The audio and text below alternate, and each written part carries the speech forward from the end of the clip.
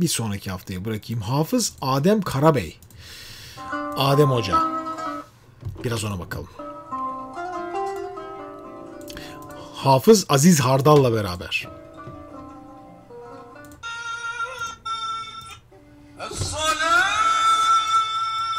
Karar. Re. Tamam, bir daha girelim.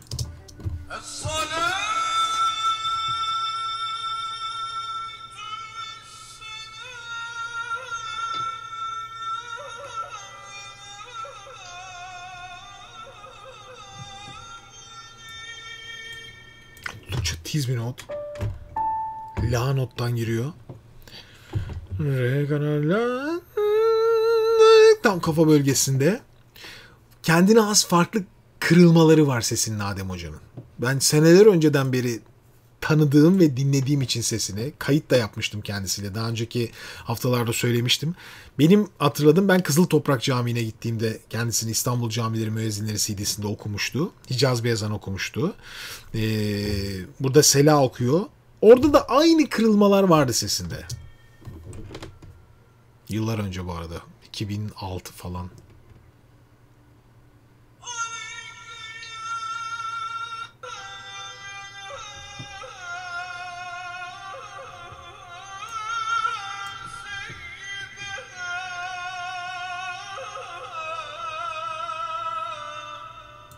Sanki böyle maya okuyor gibi değil mi?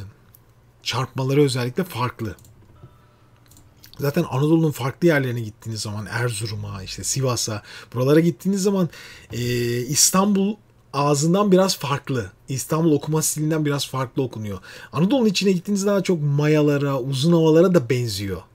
Benziyor. Gırtlak çarpmaları hafif hafif andırıyor. Stiller değişebiliyor. Gerçi Aziz Hoca ben İstanbul'da kayıt yapmıştım ama İstanbul'da biraz daha farklı. Yani Sultanahmet Camii'nde dinlediğiniz daha çok böyle Türk müziği stiline daha yatkındır. Üsküdar'da dinlediğiniz özellikle ezanlar. Ya bu bizim coğrafyamızın lezzeti olarak düşünmeniz gereken şeyler bunlar tabii ki. Çeşitliliği ve lezzeti, zenginliği.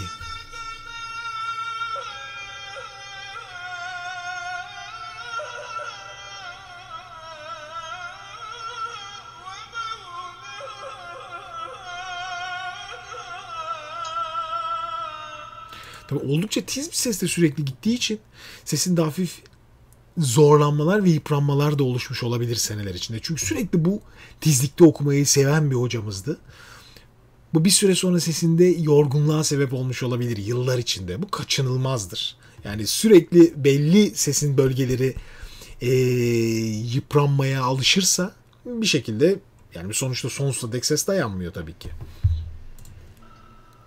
Şu an öyle bir şey duymuyorum ama sanki öyle bir şey olabilir ileriki yıllarda.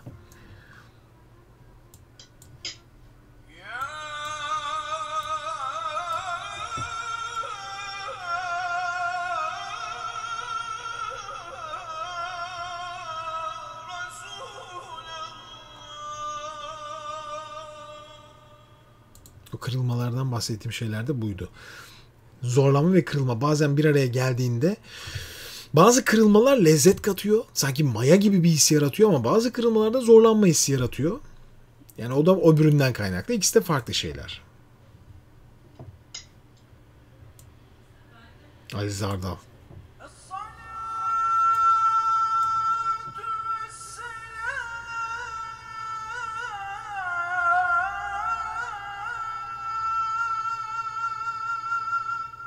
Tamamen farklı bir renk. Gene R kararda hiç bozmadılar. Müthiş. Kulaklar hiç sekmiyor. Burada ikisi de tam kafa sesindeler. La notu zaten başka türlü çıkmayacak.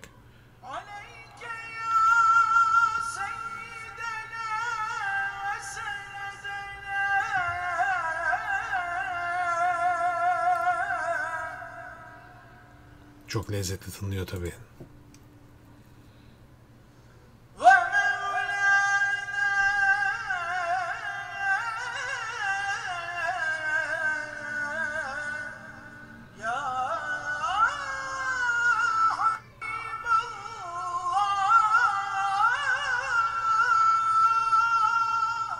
Bir daha üzerine dur. Doğaya kadar çıkıp Karar sesine enstrümanlar veriyor. Çok orijinal bir kayıtmış ayrıca.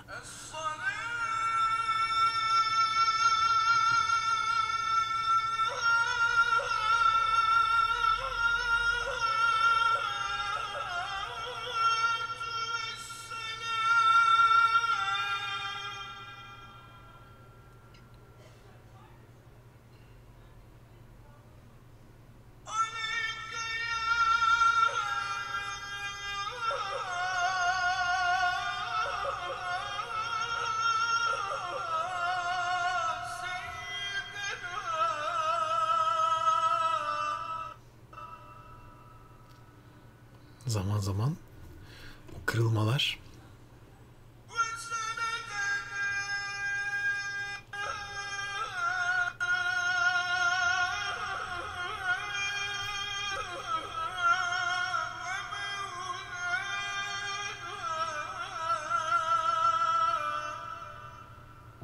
Bu nameler bazen çok farklı, lezzetli tınlıyor. Bazen tam oturmadığı zaman da hafif ses kaybına, küçük küçük detonelere yol açıyor.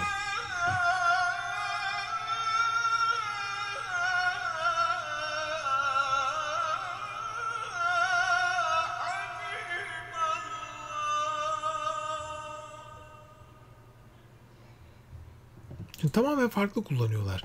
Tiz sesleri kullanırken Adem Karabey'in bu sürekli belli çarpmalarla yola çıkması, yani sesleri oturturken hep o şekilde alışmış olması aslında kendisine bazen zorluk da yaratmıyor değil. Şimdi Aziz Aldar'ın okumasında da sesleri düz almaya alışmış, çarpmasız kullanmaya alışmış bir gırtlağın yıllar içindeki oluşumu var. İkisinin de ses renkleri çok güzel ama birinin çıkarması ve uzun süre kalabilmesi daha kolay oluyor bu sayede. Alışkanlıkla alakalı birçok şey.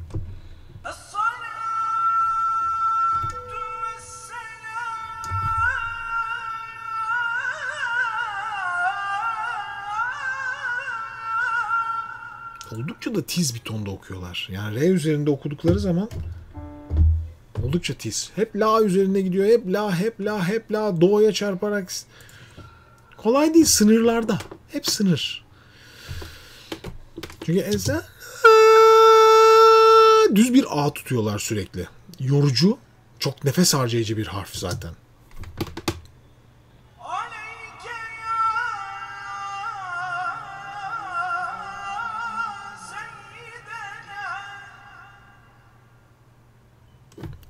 Buradaki çarpmalar daha çok diyaframla alakalı, sesi tutmayla alakalı hep.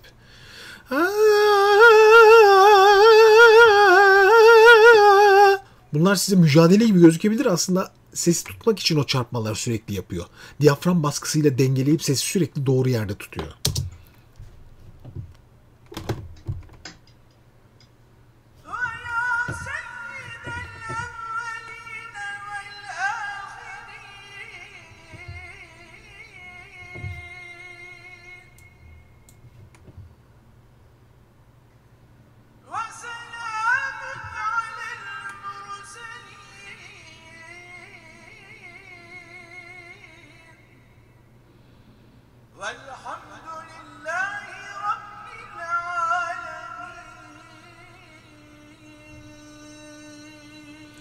Bir de şöyle bir zorluk var. Dikkat ederseniz şimdi cami içinde okunan ezanlarla böyle büyük salonlarda okunan ezanlar arasında çok büyük fark var. Genelde bütün benim dinlediğim kayıtlarda büyük salon okumalarında özellikle müezzinlerin ve din görevlilerinin okumalarının performanslarında sıkıntılar oluyor. Bunun sebebi şu. Şimdi cami kendi akustiğine sahip bir yer zaten. Sesi verdiği zaman ister mikrofonla ister mikrofonsuz ses bir şekilde sürekli duyuyor ve dönüyor. Dönme süresi buradaki kadar geç değil. Şimdi burada içeride hoparlörler var. Alan büyük, çok büyük ve akustik. Pek akustik yok aslında. Siz sesi gönderdiğiniz zaman size gelme süresi, geri dönmesi zaman alabiliyor. Ve sürekli sizi yanıltıcı şeyler oluşuyor. Kendinizle çarpışıyorsunuz ve doğal bir akustik olmadığı için de sesi karşıdan duymak zorundasınız sürekli. Müezzinler her ne kadar ellerini bu şekilde koyup kendilerini de duymaya çalışsalar bekledikleri etkiyi yaratmayabiliyor. O nedenle böyle salon okumalarında ben şahsi fikrim bu kadar tiz tonlarda okumayı Faydalı bulmuyorum. Cami içi okumalarda veya daha küçük alanlarda çok daha iyi performans sergileyen bir din görevlisi böyle bir salon okumasında e, aynı konforu, o aynı okuma performansını kendi bulamayabilir. Kendi kendine bulamadığı zaman zaten o yorgunluğa yol açmaya başlıyor. Çünkü iyi yapmaya çalışıyor yine de. Fakat bu sefer daha çok yükleniyor. Sesine de yükleniyor, diyaframına da yükleniyor ve yorulmaya başlıyor. Yani salon okumaları bence ton olarak biraz daha düşük olmalı. Bence. Sınırlarda olmamalı. Benim dinlediğim pek çok şeyde bu problem oldu. Çok, çünkü bu sesleri farklı yerlerde çok dinledik. Ve çok iyi performanslarını dinledik. Peki, fikrim bu.